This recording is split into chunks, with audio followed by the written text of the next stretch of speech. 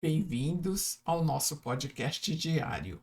Sua audiência é nossa maior motivação. Maria, sob os convites de Jesus, nos leva a que nos perguntemos: para que servem os reencarnes? E aí nós vamos lembrar que após a morte do corpo físico, o espírito adentra a vida espiritual e depois de todos os procedimentos naturais em que vai ocorrer o seu despertamento e os detalhes todos necessários à sua adaptação, ele então se fortalece e se prepara para que num tempo próprio ele volte à vida física num novo corpo que nada tem a ver com o anterior. Voltar, portanto, reencarnar, é consequência natural, necessária à lei do progresso, que permite ao espírito se reconstruir ou se aprimorar por mérito próprio. E será através dessa bendita oportunidade que ele conserta os seus enganos, que ele muda a sua forma de agir. Reencarnado, então, cada espírito tem oportunidade de reparar as escolhas menos felizes que porventura tenha feito, aprender, evoluir moralmente, lançando-se em estado de maior amplitude e harmonia.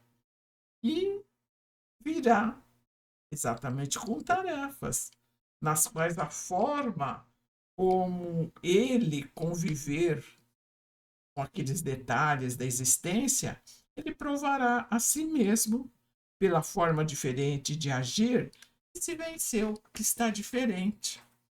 E a beleza disso é que poderemos reencarnar quantas vezes necessitarmos, sem que percamos a individualidade, mudando apenas a personalidade, porque cada encarnação sofre a influência do novo corpo, do meio sociocultural, da família, dos amigos, da profissão. A lógica, portanto, fala de oportunidades ao crescimento espiritual, ao progresso, no qual, com as próprias forças, esse espírito constrói a sua evolução.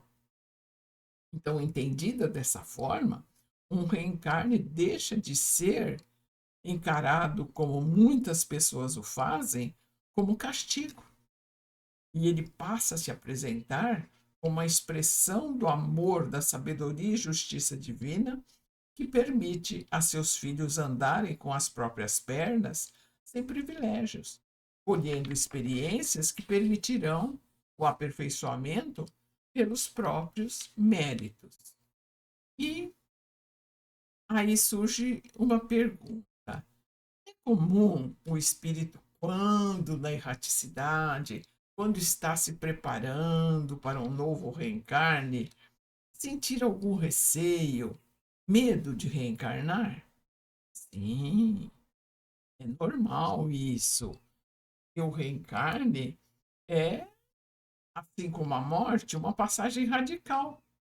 E que, apesar de ser natural, leva a que os espíritos se sintam inseguros, hesitantes. E nós temos que recordar que dia mais, dia menos, teremos tanto que aceitar partir como aceitar voltar.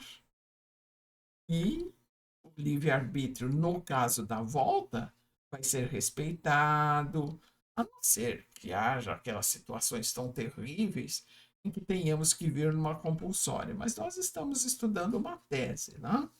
E esse processo, então, para a reencarnação, pode durar o seu preparo anos, porque é complexo.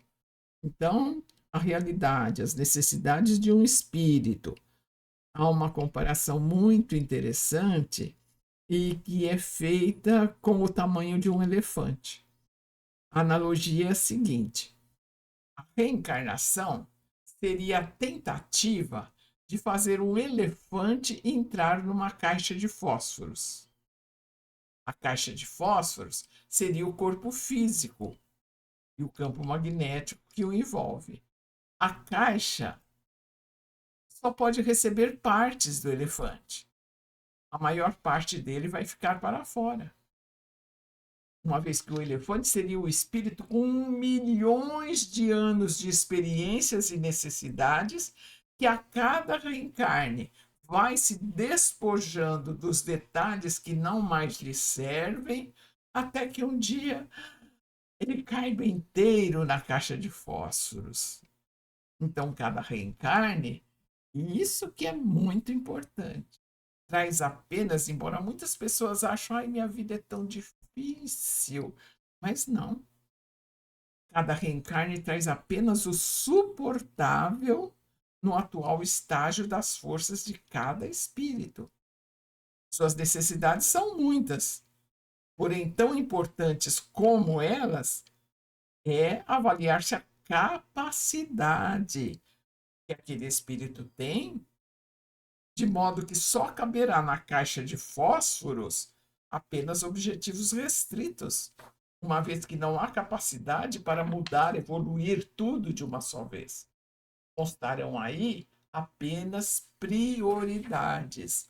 Outras necessidades ficarão para futuras preparações no plano espiritual e para outros reencarnes. Então, em cada volta, constarão apenas situações que o espírito tem condição de viver e construir-se para melhor. E aí, a grandiosidade de tudo isso é que cada um de nós está reencarnado com forças para vencer, seja qualquer adversidade que surja. Fomos preparados para isso, somos criados para a felicidade. E nós ficamos aqui até o nosso próximo episódio. Que Maria, Mãe querida, nos guarde e abençoe.